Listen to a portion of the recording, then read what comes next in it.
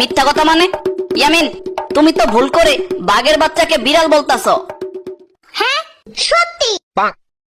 আরে 100% সত্যি, এটা বাঘের বাচ্চা। তুমি এটা কই থেকে নিয়ে আসলা? গাছের ডালের নিচে আটকা পড়েছিল, আমি সাহায্য করেছি। কি বলো ইয়ামিন? বাঘের বাচ্চা আটকা পড়েছিল, তুমি সাহায্য করেছো? হ্যাঁ হ্যাঁ। তাইলে তো তোমার সাহায্য করা ঠিক আছে। কি করবো এখন? এখন বাঘের বাচ্চাটা ছেড়ে দাও, ও বাসায় চলে যাক।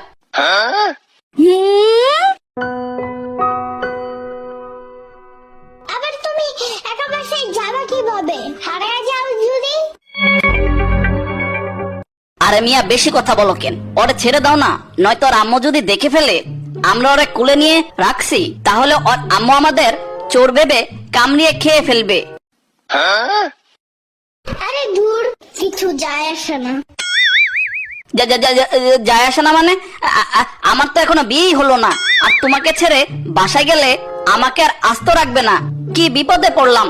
ইয়ামিন, বাঘের বাচ্চাটা ছেড়ে দাও না। একদমই না। দেখো ইয়ামিন, তুমি কিন্তু এখন বেশি বাড়াবাড়ি করতেছো। বলতাছি বাঘের বাচ্চাটা ছেড়ে দাও, নয়তো আর বাঘ আব্বু আম্মু দেখলে আমাদের চিবিয়ে খেয়ে ফেলবে। বুঝতেছো না কেন?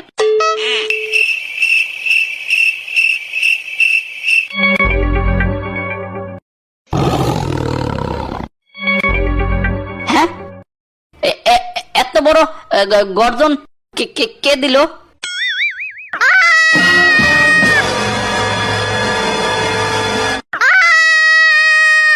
কি হইল ইয়ামিন? আমার পিছনে কি দেখা চিল্লাইলা? আরে বাঘ, বড় বাঘ আইসা পড়ছে। ইয়ামিন, আমি ইয়ামিন তোমারে আগেই বলছি বাঘের বাচ্চা ছেড়ে দাও, বুঝলা না? এখন আমাদের তো এই বড় বাঘ খেয়ে ফেলবে। শোনো, না না না না, চেতো না, আমি ব্যাপারটা বুঝে বলতেছি।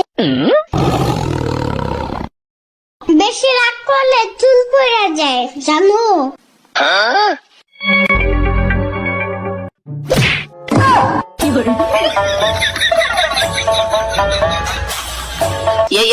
ইয়ামিন, এখন দৌড়ে পালানো ছাড়া উপায় নাই, নয়তো এই বড় বাঘ আমাদের ধরতে পারলে চিবিয়ে চিবিয়ে খাবে। ওকে চলো তাইলে।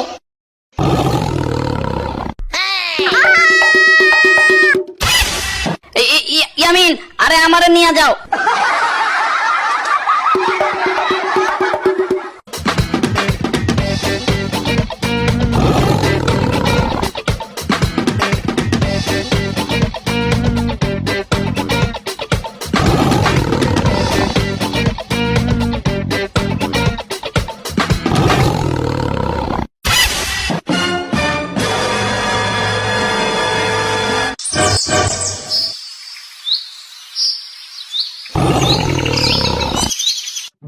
ইয়ামিন, এবার মনে হয় আর আর রক্ষা হলো না দৌড়ে।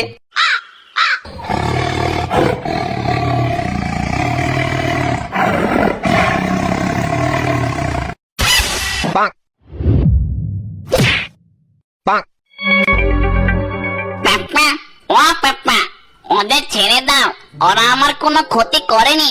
ওরা খুব ভালো। আমি গাছের নিচে আটকা পড়েছিলাম, তখন ওই ছোট ছেলে ইয়ামিন